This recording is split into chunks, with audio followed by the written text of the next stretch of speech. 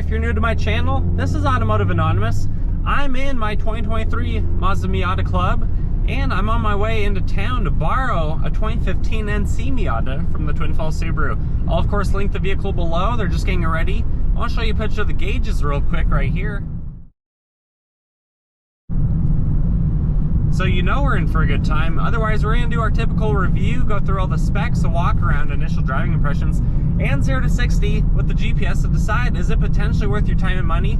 I've wanted to drive one of those for a long time, and now that I've put over 1,200 miles on my ND2 Miata, I'm ready to see how the NC compares. Of course, if you like my style, please consider liking, commenting, and subscribing. Otherwise, we're going to be there in a few minutes, so I'm just going to teleport us there right now. And here we are with the Crystal White Pearl 2015 NC Miata MX-5. This is the last year of that third generation, and boy, oh boy, is this a clean example.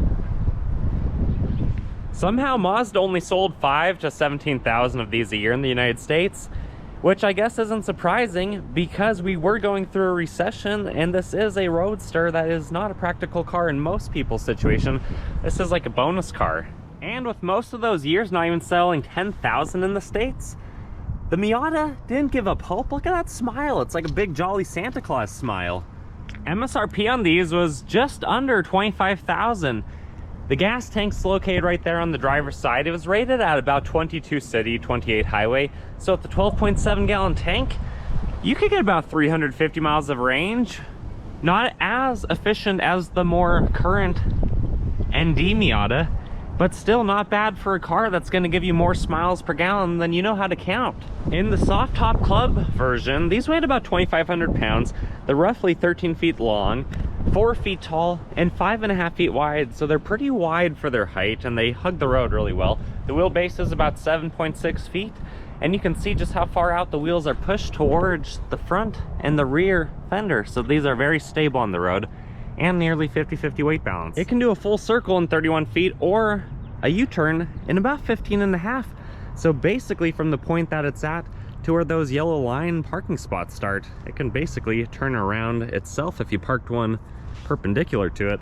It's pretty impressive. And being the club, you get the front lip, you get the black side mirrors, and from the factory it had 205 45 17 tires. I'm just gonna say it, I don't think these got the love they deserve. A lot of people thought they were too closely related to the RX-8 of similar years with that wider body stance and appearance, but honestly I kind of like it.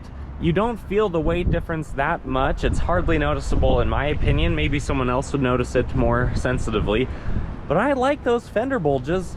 I like the basically reverse hood bulge. I think it looks really cool, especially with those LEDs and the fog lights. What I don't like is the license plate mount. Honestly, I think the NC has aged pretty well overall. It still looks good. This one only has 24,000 miles, so it really hasn't had a lot of use. And it's basically the same as my snowflake white metallic color, so you guys know I like it. Otherwise, this comes with the switchblade key that has lock and lock, trunk release, and panic button. But we're gonna hop inside and show you what else it has to offer. The door panel is soft touch plastic, but it's hard enough that it has aged really well. I do like the mesh pocket, the cup holder, the speakers, and the grab handle. It does a really good job overall. Nothing really on the door sill plate. MX-5 on the floor mat, hood release, trunk release, pocket. The only thing that ultimately matters is turning off traction control. You do have a little bit of that paint on the interior color as well. And then you can slide it forward, recline it, and access the hidden storage behind the seat, which is decently sized back here. Then you have the roll bars right behind the headrest. Otherwise, if we hop inside and fire it up with the key, and with the help of the Doge dog, it fires right up to life. You have your lighting stock on the left, windshield washer on the right. The horn sounds decent. You just push the center Mazda display, which is pretty cool. And then volume and mode controls on the left and cruise control settings on the right. Sitting in here, it's honestly pretty comfortable. The bass speakers sound decent for what it is. I don't think you're gonna be listening to that too much though over the sound of the wind, the engine, and your exhaust. Overall though, it's a really cool place to be. You have the hazard button up here. It looks like they probably had a GPS or radar or something mounted up there earlier. and just basic, old school, by today's standard controls. You have a 12-volt and aux, and just a rubber line storage to put your phone if it'll fit. Shifter feels fantastic, very notchy, very stiff. It really feels good, and they are pretty short throws. You can roll down the windows with the center controls, and then you got the old school handbrake that's on the passenger side.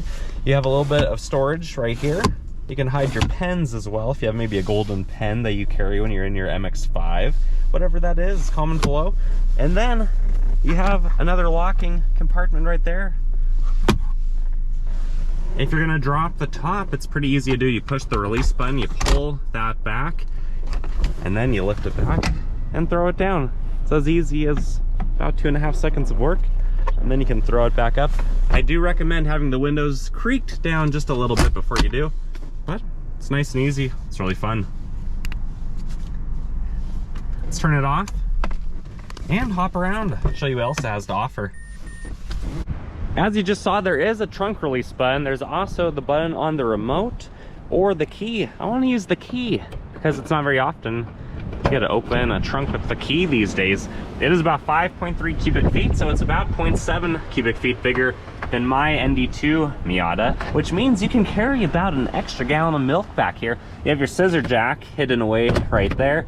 Otherwise, a decent amount of space, probably enough for 2 carry-ons if they're the right size. Let's come around to the passenger side.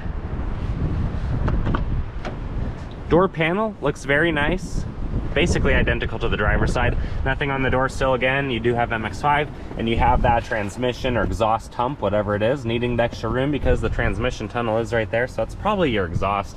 And then our backpack is cool, feeling good, enjoying the ride. We're gonna drop the seat forward a little bit and show you the extra storage right back here. There's another cubby, which is a really nice feature. There's a decent amount of space to be sitting up here. And then we can't forget the glove box. I don't see any plugins, but it does have enough room for your basic necessities, your papers, and your pamphlets. But it's time to come around to the front, pop the hood, and show you what the 2-liter 4-cylinder looks like. And there it is. Because this is the 6-speed manual, this 4-cylinder 2-liter makes a whopping 167 horse at 7,000 RPM and about 140 pound-feet of torque at 4,000 RPM. If you did opt for the automatic, it would be down to about 158 horsepower. And if you've seen my modern Miata reviews, you know I love the Dollar Tree rubber lining around it. There is not such a thing on this one, and you can see how dirty that engine bay is. So clean it up, put some Dollar Tree rubber lining around, and you're gonna be rocking and rolling. Otherwise, if you're mechanically inclined, you kind of can see that this is still a very simple, straightforward engine bay. Exhaust manifold there, intake manifold there, air filter, intake, tubing, throttle body, oil fill, dipstick. It's all right there. It's easy to get to. You might have to pull a few things off if you're gonna change the serpentine belt, but overall, it's a Miata. It shouldn't be too difficult to work on. Let's drop the hood. And we finally get to teleport inside, take it for a drive, and see how it does on the road.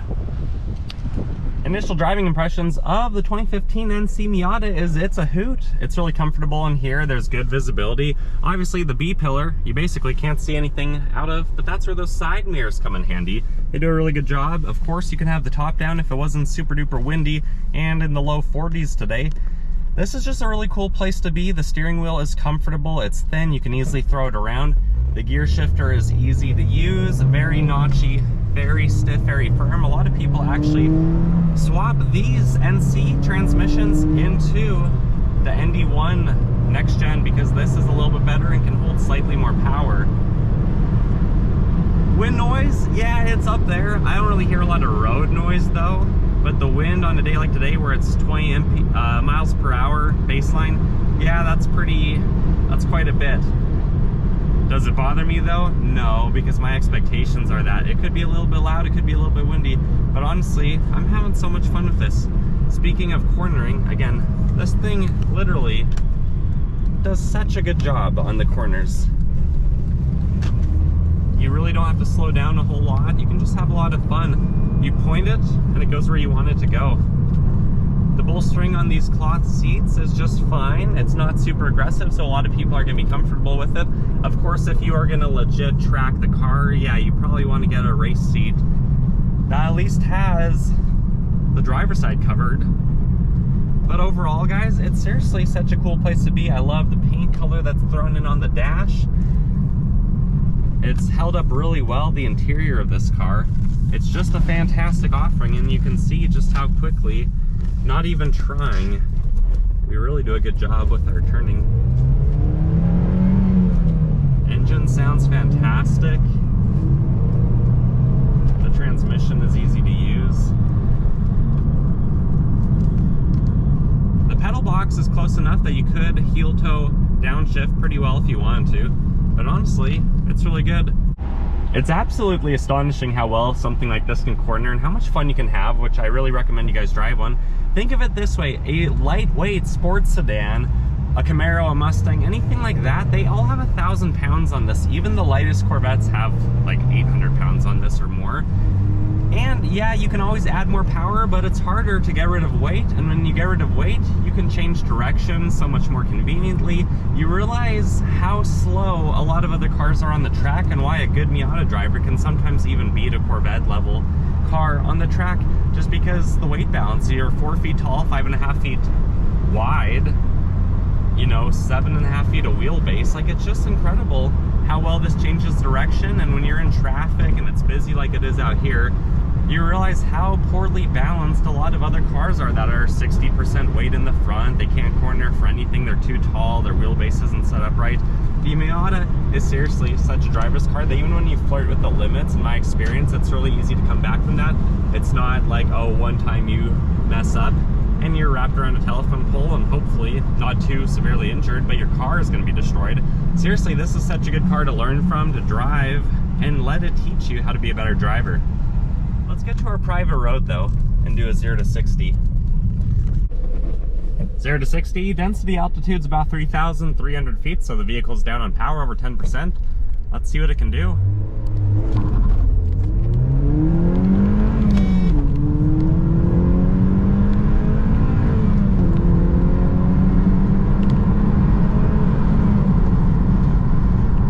Accidentally honked the horn, but true 0 to 60 came in at 8.75 seconds. On our private road with the weather we have today, that's honestly not too bad. Final thoughts of the NC Miata is I'm really glad I got to drive the final year of this after the tiny little revisions have been made over the decade that it's been out. It's a really cool platform. It's kind of the odd child out in the family. It seems like it doesn't get quite as much love sometimes as the infamous NA with the pop-up headlights, then B with the Mazda Speed, and then the ND, just where it kind of went back to its roots. It went on a diet. It lost some weight. Honestly though, this one, which does look like the RX-8, I think looks really cool. It's definitely growing on me. It handles just as well as anything else I've driven. Miatas are seriously about the funnest car that you can have at almost any price point. I don't know of a new vehicle under 50,000 bucks that you're gonna enjoy more than this. So whether you're gonna buy this one or one of the other 3 generations, you just need to drive one and then decide, is this the car for you? These are seriously such incredible vehicles. The way that they handle the road, when you only weigh 2,500 pounds, you have 50-50, basically perfect weight distribution. High revving engine with a phenomenal 6-speed manual transmission where the gearbox is basically right underneath the transmission tunnel, so there's not a lot of linkages. It seriously handles so well. It's so fun to drive, and you're just gonna be having a good time. You don't have to find a 4-leaf clover to have fun in the 3-leaf clover club. If you guys like my video, please consider liking, commenting, and subscribing to tell me your thoughts and to watch more stuff. And as always, big thanks to Twin Falls Subaru. I'll link this below if you're interested. Check them out. They're great people. Anyways, guys, you take care until the next one.